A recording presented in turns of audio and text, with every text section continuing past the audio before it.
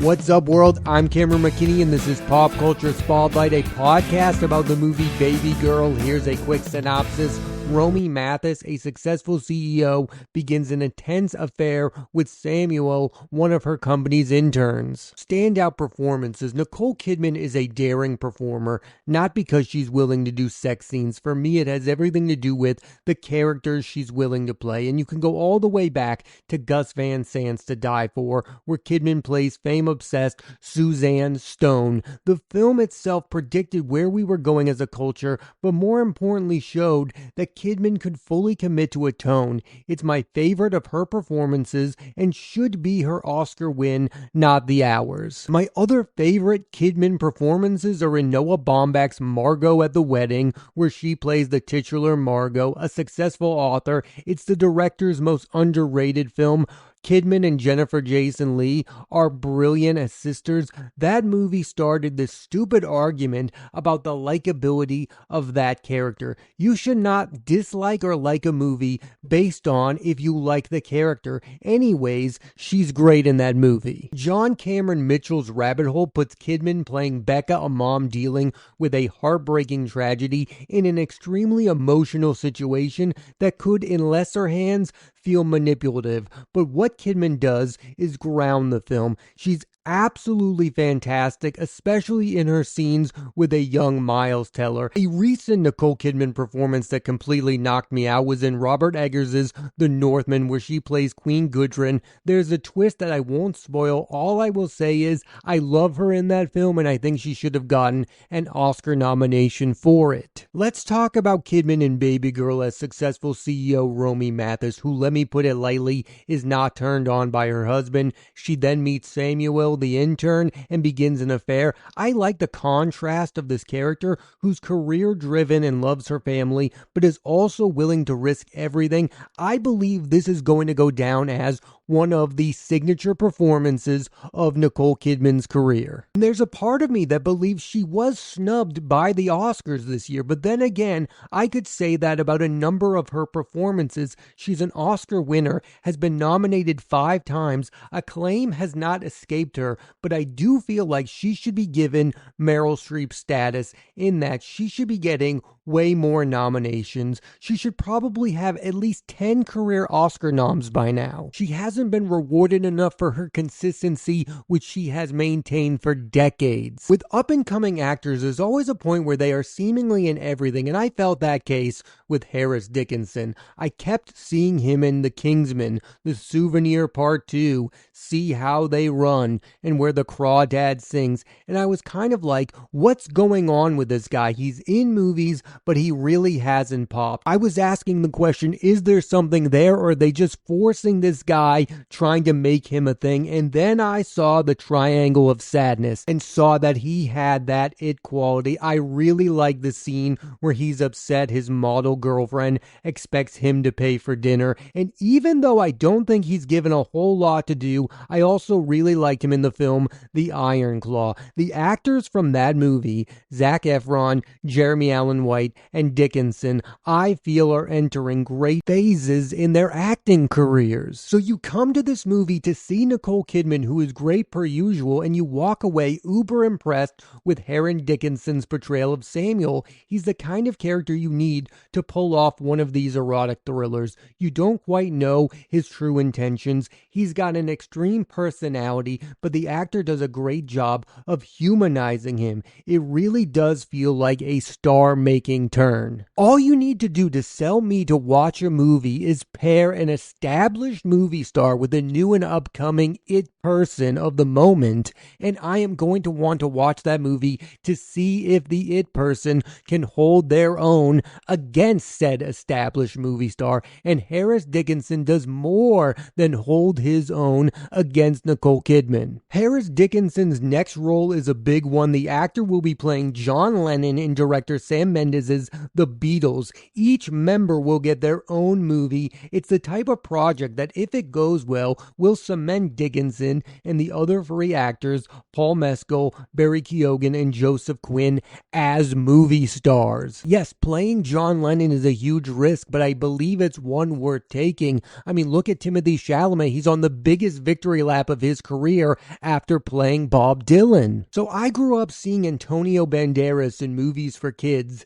Spy Kids in the Shrek films. It's only been over the last few years when I started to watch him in more serious film roles. My favorites being Interview with a Vampire, where he plays the vampire Armand, Ruby Sparks, where he plays Mort, who is dating the mom of Calvin, played by Paul Dano, and my favorite performance of Banderas' career is in Steven Soderbergh's The Laundromat. All of his scenes are with Gary Oldman. Banderas plays Ramon Fonseca, an owner of a law firm. He's really going for it in that movie. In Babygirl, Banderas plays Romy's playwright husband Jacob. The confrontation between Jacob and Dickinson Samuel is wild, to say the least. I think he was the perfect guy to play this character because the movie wants you to feel sorry for him, and Banderas is a likable actor who you are rooting for. And finally, I was super impressed with Esther McGregor, who plays Isabel, Romy's daughter. I found her scenes with Kidman to be really compelling. She's judgy of her mother at points and loving during others. It's an authentic portrayal of a mother's relationship with her teenage daughter. I really liked director Helena Rain's last movie, Bodies, Bodies, Bodies, a fun horror satire, but I do look at Babygirl as a huge step up. It's always a big deal when a director works with a major star. It's a test that if you pass, you'll continue to work with big names like Nicole Kidman, and Rain definitely passed the test. She made a movie that perfectly fit the movie star she was working with. She fully understands the strengths of Nicole Kidman as an actress. I also find her to be a writer and director who understands the tones of her movies. Every performance in Babygirl fits the tone of the movie. I have noticed a trend in movies recently, and it's films about a woman having a relationship with a younger man.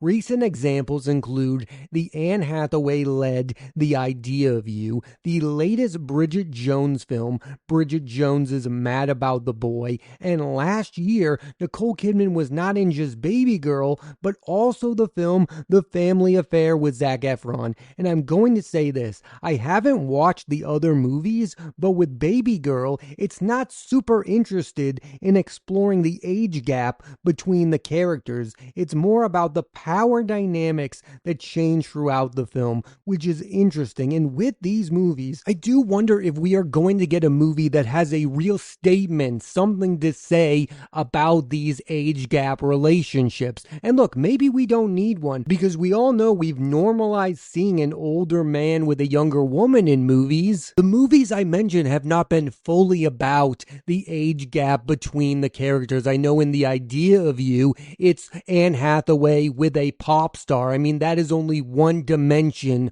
of that movie. That is an extreme example. What if you met a famous pop star who also just happened to be way younger than you? Even this movie, Babygirl, is an extreme example. I mean, she's a powerful CEO and he's an intern at her company. I just wonder if we are headed to a movie that is going to explore this age gap relationship dynamic in a more normal way. It doesn't seem to be something that's going to go away anytime soon. It's also something that I believe that the public is more interested in than the movies themselves. There's not even a scene in Babygirl where the two characters talk about the fact that there is a giant age gap between the two of them. It's more about the business side of things. It's more about the power dynamics, which, yes, you could argue is more interesting. And that gets to the reason why maybe age gap that relationships can only be an element of a movie,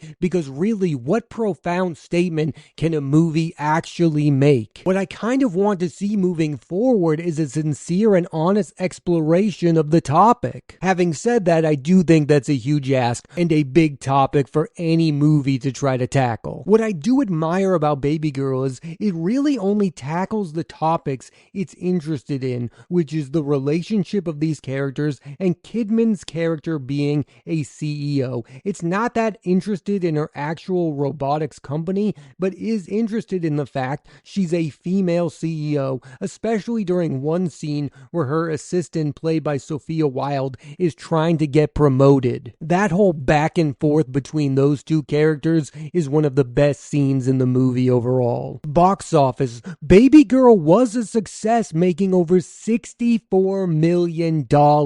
And I think one of the reasons for that is obviously the star power of Nicole Kidman still carries weight. I mean, you see her name in a movie and you go, this is going to be interesting at the very least. And you could also say that people are missing these kinds of movies, the erotic thrillers. I mean, Basic Instinct, Fatal Attraction, they were popular movies. They were seeing movie stars like Michael Douglas do things that we've never really seen them do before. And this was a different kind of a twist on that kind of movie, because it's seeing the female be the lead of the film. She's the one having the affair. She's the one with a family. She's the one who has everything to lose. Almost as important as this movie's box office success is the fact that I feel like it is culturally relevant. People are having conversations about this movie outside of people who go and see every movie. Like, the casual moviegoer is seeing this movie